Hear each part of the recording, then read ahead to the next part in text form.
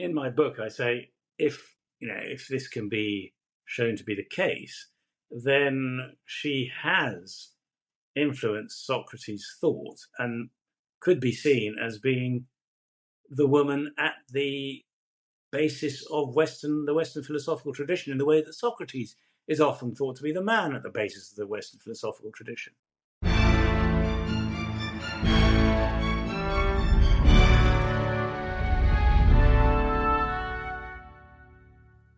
Hello and welcome to this bonus episode, which is with Armand D'Angour. He is Professor of Classics at Oxford, author of Socrates in Love, and the host of a new podcast that I thought you would all like, dear listeners. It's called It's All Greek and Latin to Me. Today we talk ancient Greek music, his new pod, and then we go off on a very enjoyable discussion about Socrates and a woman who everyone should know about, Aspasia. There's plenty more great history on the way, including 1930s spying, the fall of the Ottoman Empire, the liberation of Paris, Hitler and his cronies, and much, much more.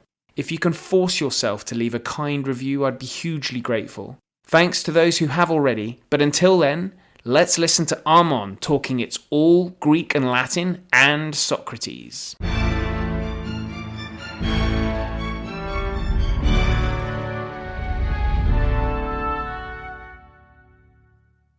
Armand, welcome. Very great pleasure to have you on. Thank you very much for joining me. Thanks for having me.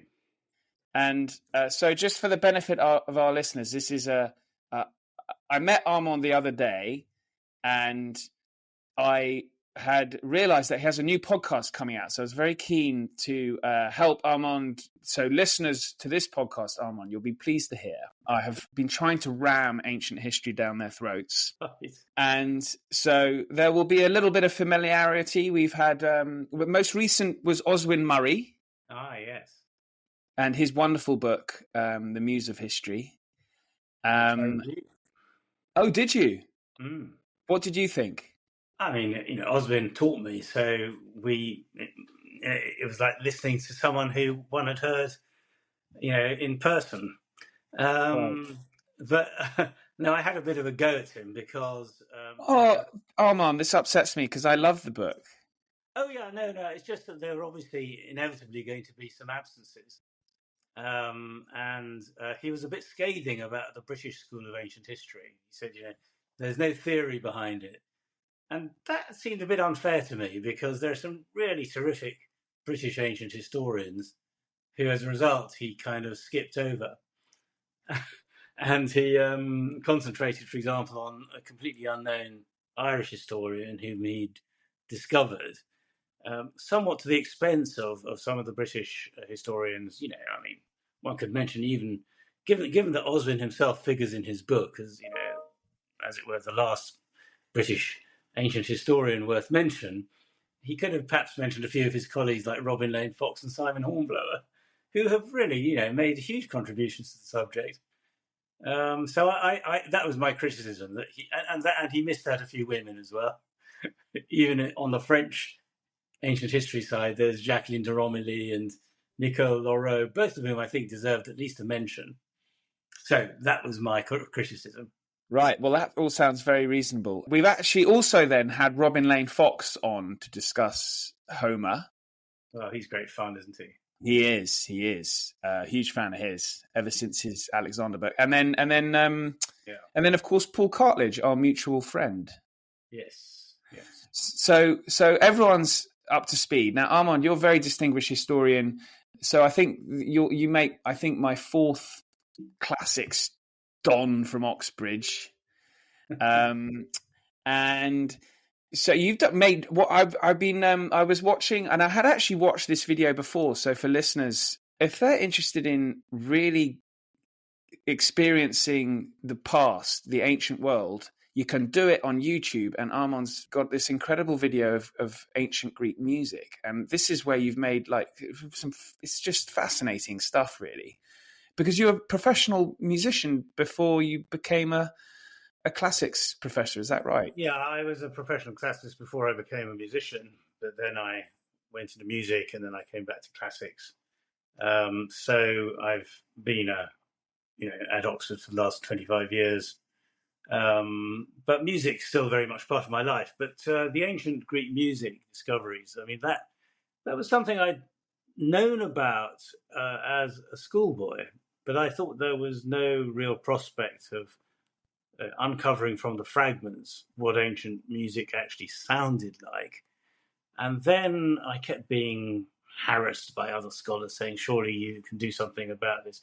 And there was a wonderful scholar who's now dead called Martin West, who came out with a book called Ancient Greek Music in 1992, in which he compiled all the evidence so brilliantly that actually it was much easier after that to, as it were, sing through the fragments and work out what this stuff sounded like.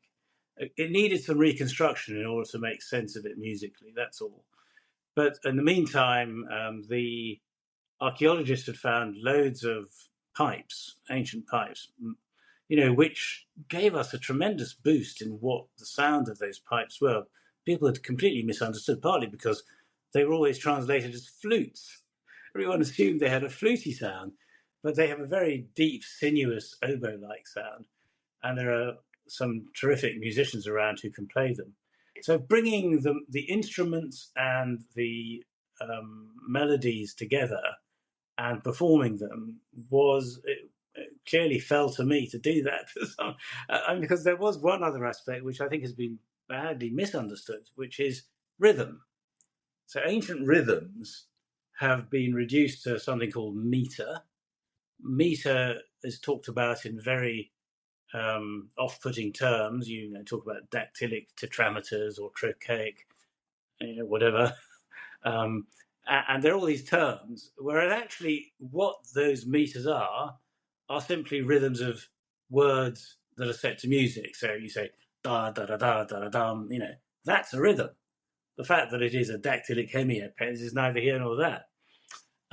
So I wanted to make sure the rhythms were right and that we got an understanding that some of those rhythms aren't all slow, some are quite fast.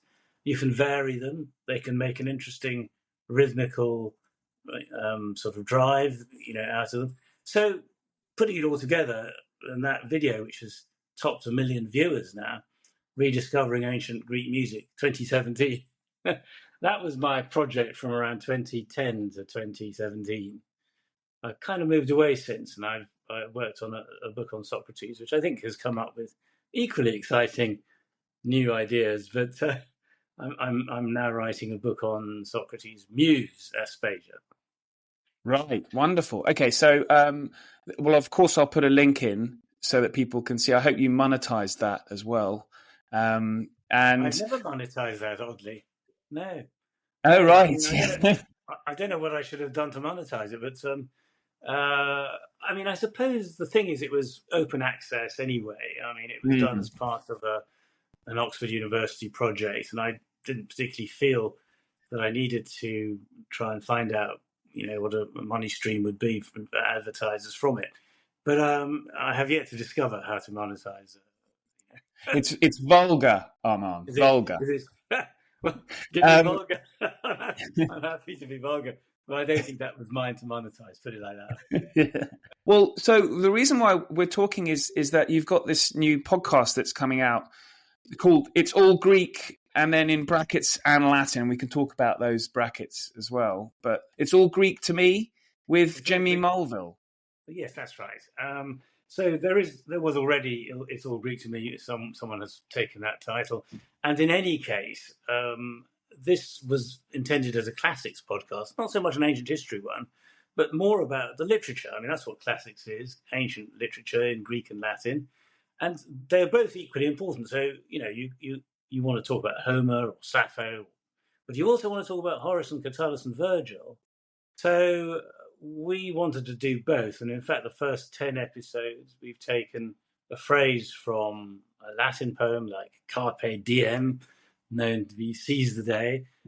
We've taken a phrase like the Oedipus complex and talked about the story of Oedipus as told by Sophocles.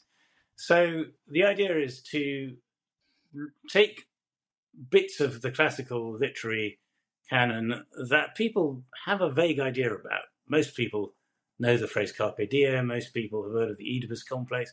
but they don't necessarily know where these things come from and how incredibly interesting the background can be.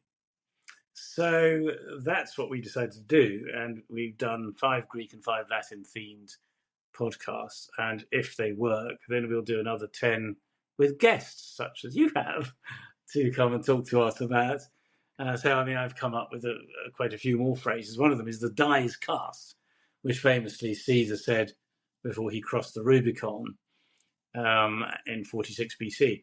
And, we'll have an ancient historian with us to talk about the historical implications of that. But I'm kind of interested in the fact that Suetonius uses that phrase, the die is cast, in Latin, alia jacta est, when we're told by a Greek historian of the period, Plutarch, that what Caesar actually did was he quoted a Greek phrase from the comic poet Menander, aneriphtho kubos, which means let the die be cast. So it's not quite the same as the die is cast. Before he crossed the river, he said, okay, let the die be cast. And it's an imperative to use the form. In Latin, that would actually be alia jacta esto, with an O on the end.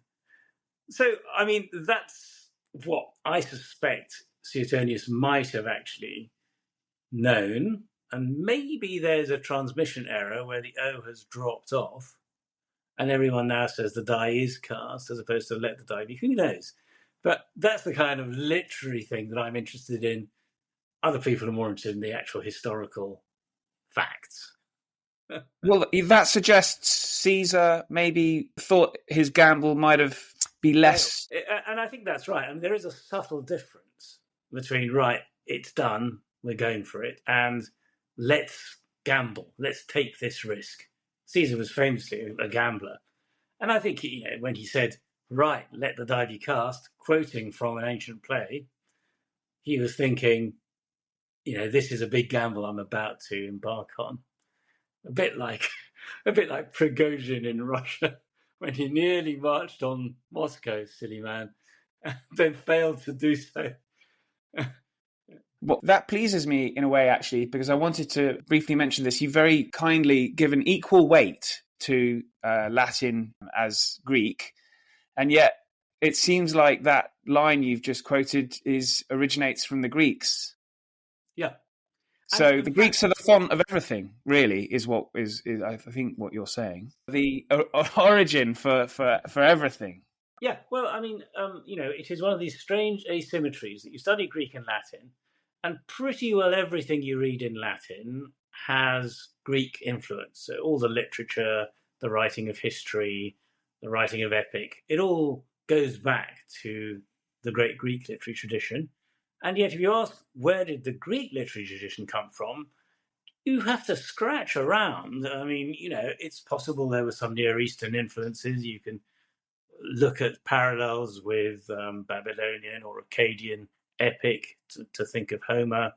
But really, once Homer had created his extraordinary epics, then that was the basis for subsequent Greek literature, the lyric poetry of the 7th century, the philosophy of the 6th century, written in verse form, and of course the great tragedies of the 5th. So it was a sort of homegrown tradition, even if originally Homer inevitably would have had influences from other cultures, which are not, put it this way, they're not inscribed in the literature.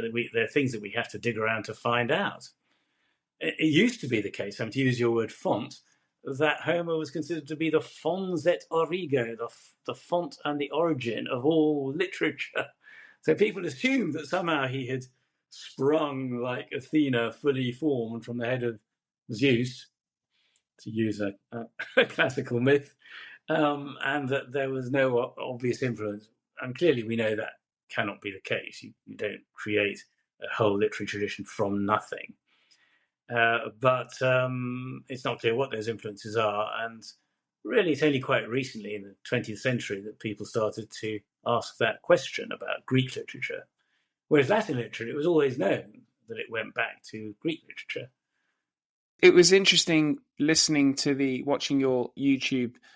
And there's also a Classics for All event that does the music as well that I was Yeah, watching. which I presented, yes. Yes, that's really good. And it's interesting how you mentioned Timotheus of Miletus, who's from the east, the Ionian coast of the Asia Minor. And so all those influences from the east, presumably, are hugely important in the development of not only Greek music, I suppose, but literature as Music well. and literature. Herodotus himself from Halicarnassus in Yeah. Asia Minor. So these are all places, as you say, in what is modern Turkey, Anatolia, as it was known, the land of the East, and Asia Minor, as it became under the Romans. Yes, there was still influences from the eastern side of Greece and Italy that came through from the 5th century onwards. But by that stage, there were Greek settlements all down the coast of what is now Western Turkey. I mean, they survived until 1922, when there was the catastrophe that the Turks threw out the Greeks, essentially, very sadly. But these amazing settlements from Halicarnassus and Smyrna and Colophon and Ephesus and so on were originally Greek, what is sometimes called colonies, though it's not quite that they colonized them. The settlers came from the mainland around 1000 BC, set up these cities on Western Anatolia, and they flourished. I mean, they were hugely important. That was the origins of Western philosophy, was in that part of the world. It was called Ionia by the Greeks.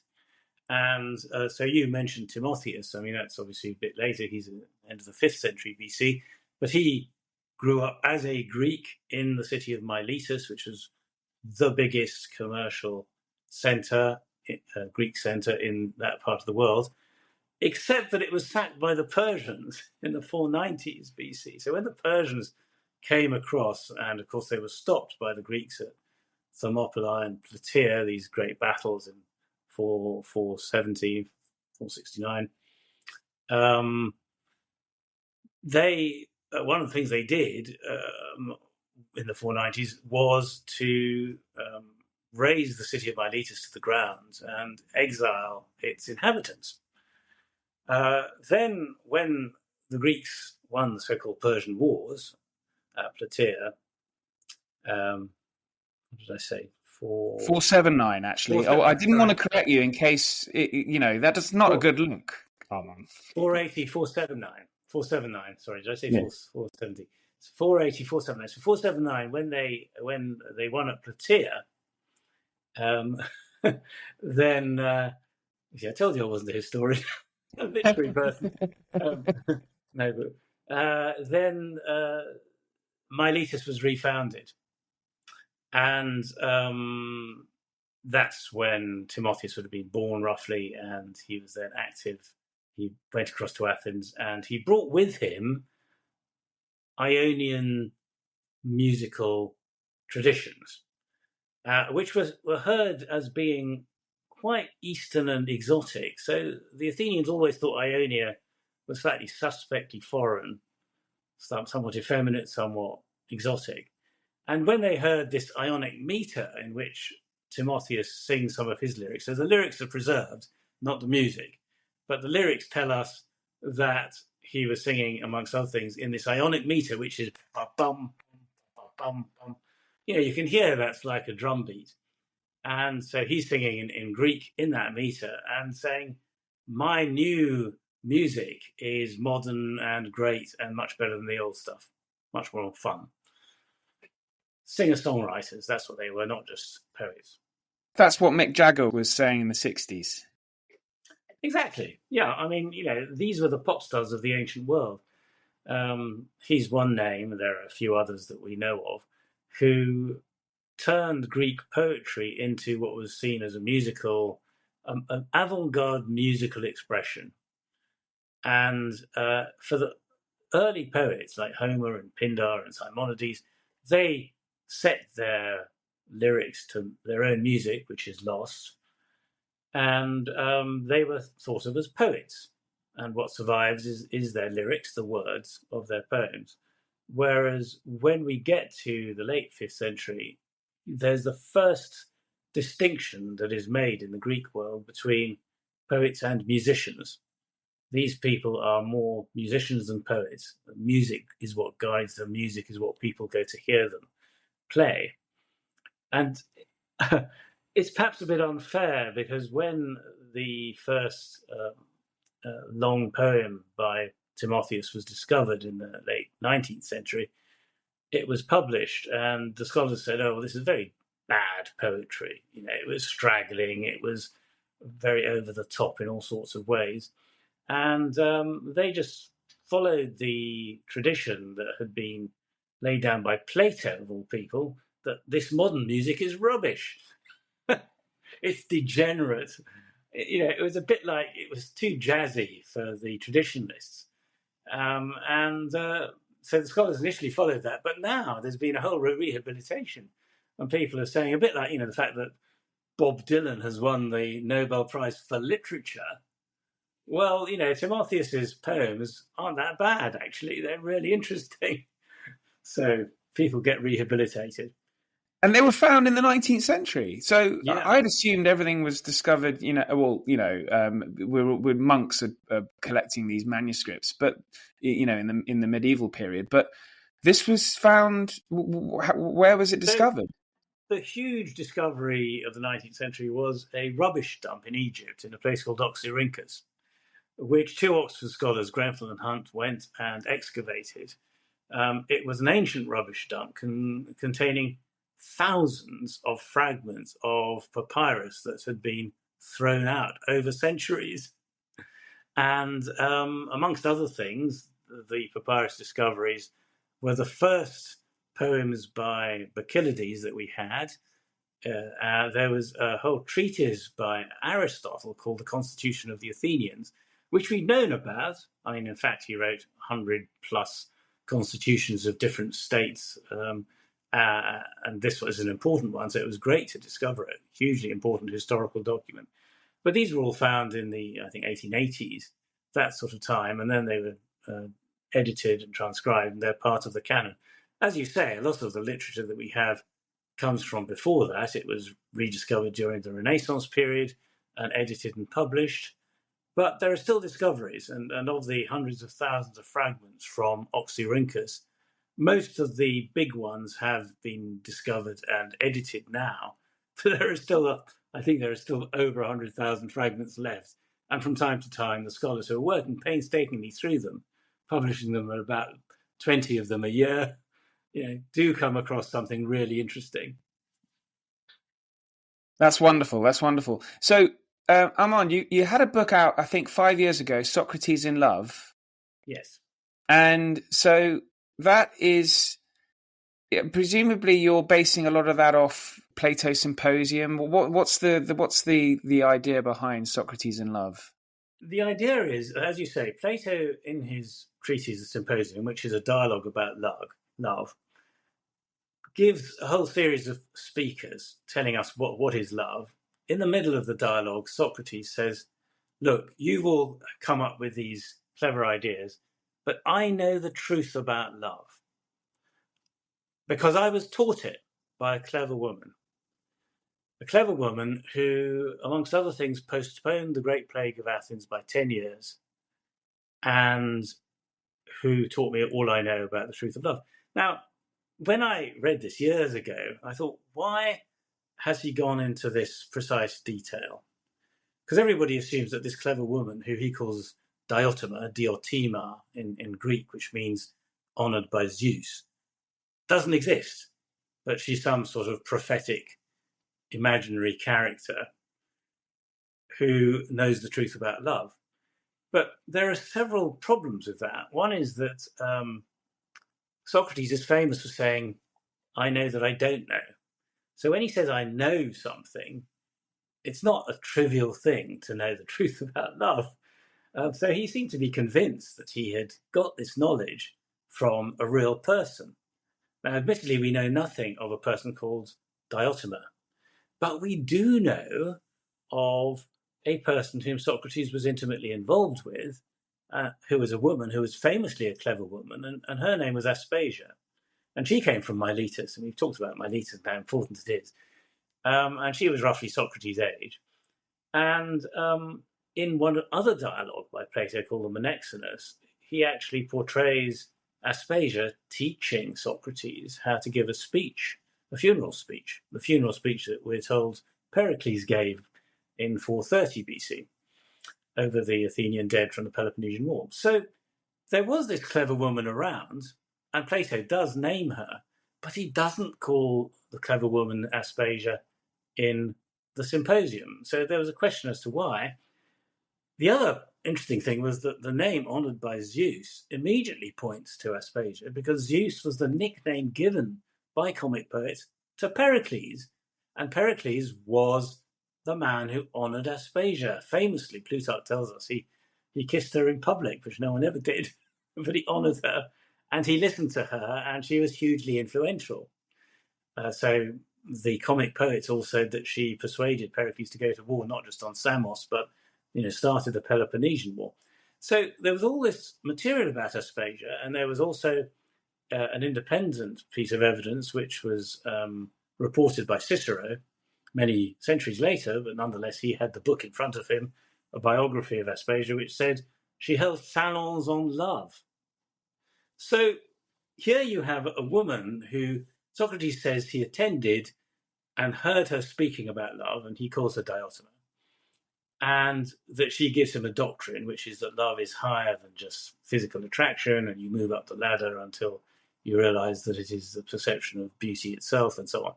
Now, the thing is, that is Plato's own idea. The notion of the forms of beauty and so on, this higher realm, is something that Socrates never would have come up with, and Aspasia would never come up with.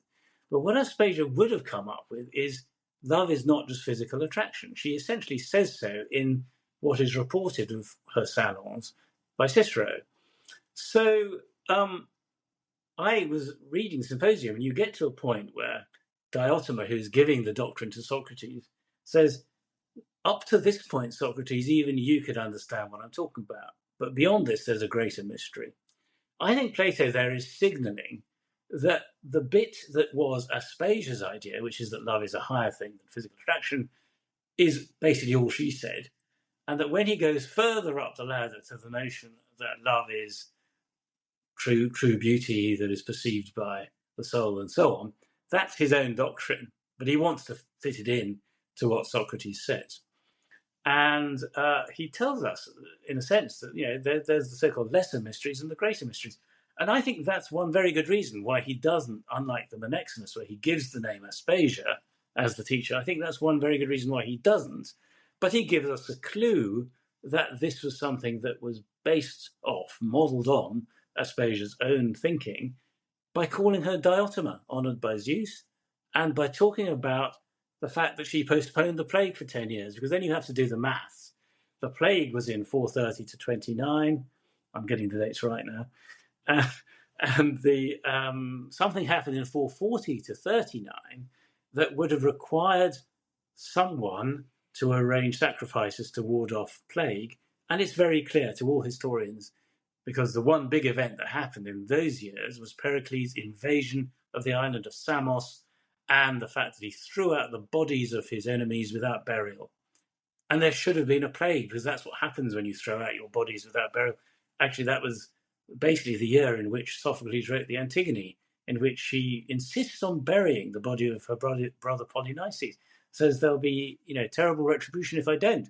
So it was all there. You bring it together and you realize that this woman who postponed the plague by 10 years, what happened actually probably was that Aspasia, who was then married to Pericles, this would have been 440 BC, she'd have been with him for 5 years, roughly, would have said, you've done this terrible thing and, proudly thrown out the bodies of your enemies, Greeks as it happens on the island of Samos, but you need to expiate that crime. And maybe she made some arrangements to ensure that he did. And there was no plague. I mean, as it happens, there was no plague. I mean, so what did people say when 10 years later there was, and Pericles died from it? They said she'd postponed it. And I mean, it seems to me that is the reconstruction that explains to us why Socrates can talk about this woman quite casually, this supposedly fictional woman, as having done something as specific as postponed the plague by 10 years. And it has to be Aspasia, because no one else was in the picture as a very clever woman who would have wanted Pericles to arrange things to avoid plague. So that was my huge discovery as far as I was concerned. It's terribly exciting that Plato basically gives us a very strong clue, two strong clues, a date and a name. And we then can reconstruct Aspasia. So I'm writing now the book about Aspasia to show how important a person she would have been. Well, that's what I was just going to say, actually. This makes her even more... She is always a significant figure in classical Athens, but this makes her even more significant, doesn't it? It does. I mean, in my book, I say, if this can be shown to be the case, then she has influenced Socrates' thought and could be seen as being the woman at the basis of the Western philosophical tradition, in the way that Socrates is often thought to be the man at the basis of the Western philosophical tradition. Socrates didn't leave any philosophical writings. Plato wrote everything in the name of his beloved teacher, who was executed. But Socrates is, the figure, just as Jesus didn't write anything, but St. Paul made Jesus the God of the Christians. And so Socrates is this hugely important name because he inspired Plato to write all these dialogues which discuss everything. Western philosophy is a series of footnotes to Plato, said A.N. Whitehead. He raised so many questions. What is love? What is truth? What is knowledge? What is courage? All these questions that in the various different dialogues of Plato. But actually, what Aristotle, Plato's pupil, tells us that Socrates' real contribution was twofold. One was that he was looking for definitions. So he didn't just want examples. If you ask what is courage, you say it's not running away in a battle. He'd say, well, that's an example, but I want to know what courage is itself. So he was keen on that. And he also, what was important to Socrates, as Aristotle, was moving from the particular to the general. So we find that in the case of, we might say from the token to the type. So we find that in the case of, say, courage, so I just explained, he wanted to move from a particular example to a general truth. And those were the two things that he does in the Symposium, or according to him, Diotima taught him to do. She taught him to work towards a definition of love, which she gives him, giving birth in beauty. And she says, you move from loving the particular body to loving what is beautiful in all bodies, and then loving the beautiful itself. So from the particular to the... So the two things that Diotima tells Socrates are important to learn about love are the two things that Aristotle says are his contribution to the history of philosophy. Everything else is Plato. So if that's true, then we should attribute them to Diotima stroke Aspasia, not to Socrates.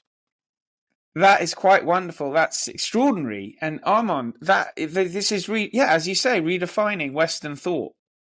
I think it is. Well, not Western thought, but redefining the author of the originator of Western thought. And I think that had I been a woman and written this book in 2019, it would have been on Oprah, because, this was just after Me Too. And people would have celebrated Aspasia in their millions. Because I think the evidence stacks up. I mean, in 2019, there were some really good reviews of the book.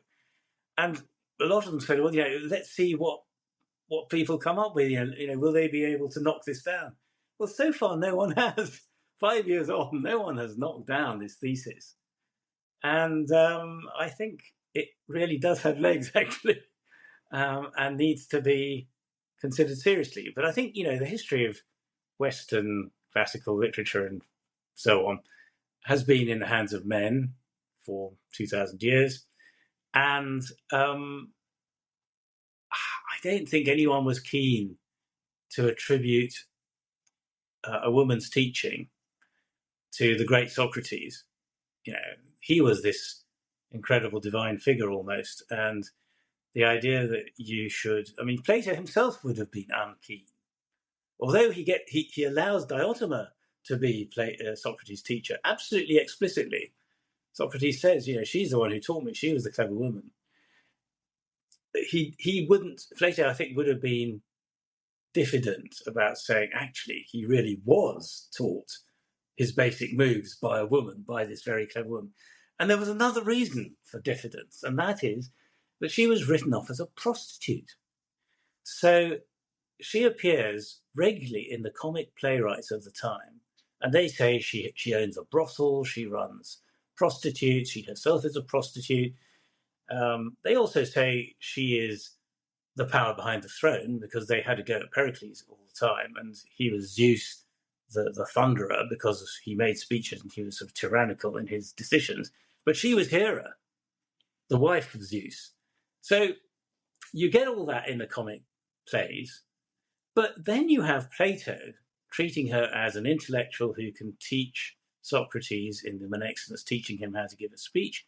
And you have Xenophon, who's another very sober biographer, in which Aspasia appears, and Socrates speaks very respectfully of her as someone who can teach a woman, for example, how to run a household. So the respect that she's accorded in the sober writers, prose writers, Plato and Xenophon, is of course totally undercut by all these comic playwrights saying she started the Peloponnesian War because the Megarians stole a couple of her whores, and so she told Pericles, you've got to fight the Peloponnesians. And nobody believes that, but they thought, oh, well, she ran a brothel. Now, this is a woman who was married to the leading citizen of Athens, Pericles, from around 445 to when he died in 429, 16 years. The idea that she somehow ran a brothel on the side is obviously absurd. So what happened was, over the centuries, that the male historians came to a rather handy compromise. They said she was the most eminent hetaira, and that means a courtesan, a high-class prostitute of ancient Athens. And most of us who've learned ancient history are brought up with the view that Aspasia was the most famous hetaira, or courtesan, in ancient Athens. And so one would assume that you had ancient sources telling you that she was a hetaira, because there are lots of ancient sources telling us about other hetairas. But there isn't a single ancient source. So that was my big surprise. I was looking, there isn't any ancient source.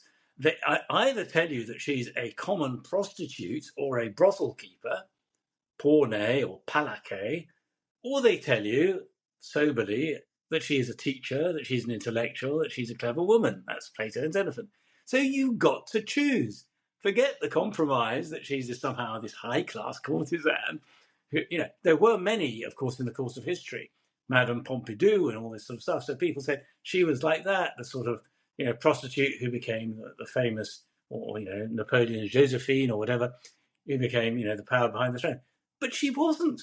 There's no indication at all that she ever was a prostitute, let alone a hetaira. So let's dump all that and tell ourselves the truth and see how history has distorted the facts so that poor old Aspasia is written out of the picture when actually she was this incredibly important, influential, intellectual woman. It's wonderful that you're able to produce such original history in 2020. Well, you wrote it in 2019. That's very heartening for historians out there of the ancient world, I suppose.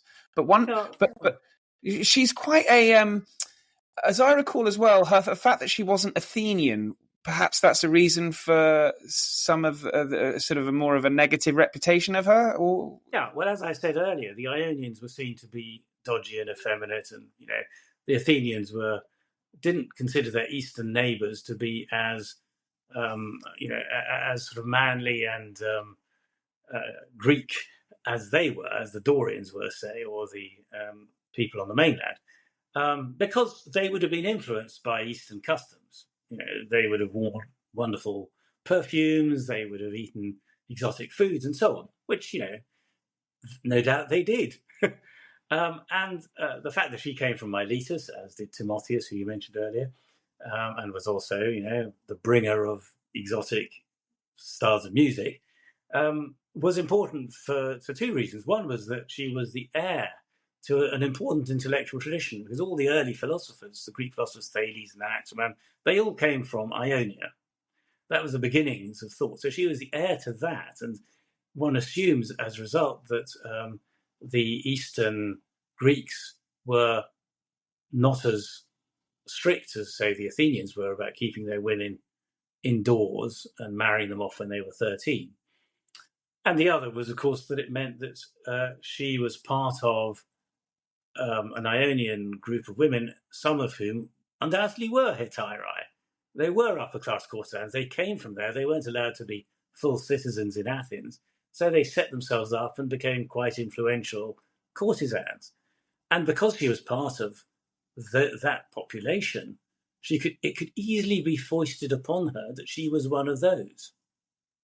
But I think there's no evidence that she was. And I think actually what's interesting, 1993, some evidence was discovered, the name Aspasios, which is her name but in the masculine form, as related to the clan of Alcibiades, who was from the same clan as Pericles, an Alcmaeonid, suggesting that the name Aspasios was also part of that, meaning that her father, whose name was Exarchus, also a name relating to this Alcmaeonid clan, was probably from an elite Greek background. And because there were elite Greeks that were in Miletus from the early stage, and there was a lot of interchange between Miletus and Athens.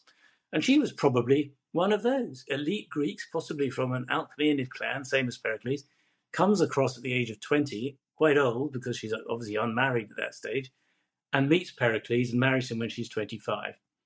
And I say married, by the way. A lot of people say, oh, no, she couldn't have married him because he had passed a law saying that if an Athenian married a non-Athenian woman, they would have citizens' children. Their children would not be allowed to be citizens. And he had to beg the assembly to make his offspring, Pericles Jr. from Aspasia, a citizen. Well, clearly, if he had to beg the assembly to do that, it's because he had married a non-Athenian woman. Not that he was living with one, but that he married her, but it meant that his child was not Athenian. So everybody who says it meant he couldn't have married her, they're barking up the wrong tree. It's because he married her that he had to ask the assembly to make his child a citizen. And presumably he would have been bigging up her credentials, her sort of aristocratic credentials as well in that. Do we know about unfortunately, we have no evidence. But yes, he probably would have said, look, she is, from an Athenian family, from a high-class clan. Unfortunately, we don't have any evidence of what happened. But they did allow Pericles to become a citizen. And in fact, he went on to become a general. A rather sad story. He became a general. He fought at the Battle of Arginusae, where they failed to pick up the bodies of the dead and the dying from the water because there was a terrible storm. It was 406 BC. And the Athenian assembly were so angry that they voted to execute them en masse. And the president of the assembly that year was someone who had never acted in a civic position in his life. Socrates. How come, after a whole lifetime of not being in a civic position, suddenly he is plucked out to be the president of the council? Answer: he knew that Pericles Jr. was on the block. He was a friend of Pericles Jr. because he'd been a friend of Aspasia. Maybe she actually asked him, and he stood and became the president of the council, and he argued that it was illegal to execute all the generals en masse, and they had to be tried individually, and he failed. And he said, it was ironic, he said, I gave all these arguments and I was laughed at. Now, why? Why Socrates? Again, there's a connection which no one has ever seen. It is because he was there in order to defend Pericles Jr. And we know from a Xenophon dialogue that he and Pericles Jr. were actually friendly anyway. So he, Aspasia, and Pericles Jr. at that stage would have been people who knew each other, and he failed to stop his execution. So another piece of wonderful historical coincidence, which we can now explain. Well, this has been fantastic, Armand. That was a really brilliant half an hour digression on a fascinating subject. So, Armand, I don't want to take up any more of your time. Listeners, this is just a taster of what you can expect with Armand's new podcast. It's all Greek and in brackets and Latin to me. So I'll put links in the show notes, Armand. When's the first episode coming out? 6th of August 2024. There are 2 episodes, the Carpe Diem and the Oedipus episode are coming out, and then every few days thereafter, the other ones until the beginning of October. And then I hope we'll start again. But as I say, they're mainly about classical literature rather than history, but history inevitably comes into it. Indeed. And do you think classics is in good health at the moment? Because I like to ask this of people, because I'm a passionate believer in it and very keen for everyone to read as many books as possible. Are we in good shape? In the sense that there are still loads of people studying it. That Classics for All, which is the charity which my co-host Jimmy Mulville chairs, is doing a brilliant job getting perhaps up to 100,000 students in state schools now, having done a little bit of Latin, knowing about it. At Oxford and Cambridge, it's still a very strong subject, about 500 people studying it in Oxford right now. And around the world, there's still great interest in it. And there are new initiatives, the most exciting of which I think in some ways is learning Latin in Latin. We're doing that now at Jesus College, Oxford, where I teach. The last 5 years, we've been teaching Latin, speaking in Latin, and we're now doing that with Attic Greek as well. And I think that gives people a real feel for the language in a way that just studying the grammar doesn't. It was a living language. It could still be a living language. And it's wonderful to be able to speak it to students who are starting it from scratch. And then they can say, Salve, Magister. And I'll say, Salvete, discipuli. Your lessons sound a lot of fun. I relearned ancient Greek. Listeners will be bored of me saying this, but I went to City Lit to relearn ancient Greek and absolutely loved it. Yeah. So I can say, Kaire. And you will say, Kaire. Yes, thank you. It was 10, 12 years ago, so it's like a muscle you have to practice, don't you? Yes, of course. But that means hello in Greek. Well, Armand, this has been wonderful. Thank you very much. Links are in the show notes for all of us, including this fantastic book, Socrates in Love. And I'm going to buy a copy, actually. And there was a new book by Daisy Dunn recently, Missing Threads. I assume I shall be reading that. And she's a friend. And in fact, I had thought of doing a podcast with her, but she's too busy. I thought of doing one with Natalie Haynes, but she's too busy. So ended up with Jimmy. But in fact, I think it's worked out very well. It's just I wanted to be a man and a woman show, but in the end, I'm afraid it has to be 2 old white men, as they say, chatting. Yeah, but Jimmy's a funny guy and he's a comedian, so that's going to be a nice blend, I think. Absolutely, yeah. Well, thank you, Armand. Thank you very much. It's been fun talking to you, and I hope the listeners will enjoy what they heard. Thanks so much for listening. Plenty more great history is on the way, but until then, thank you and good night.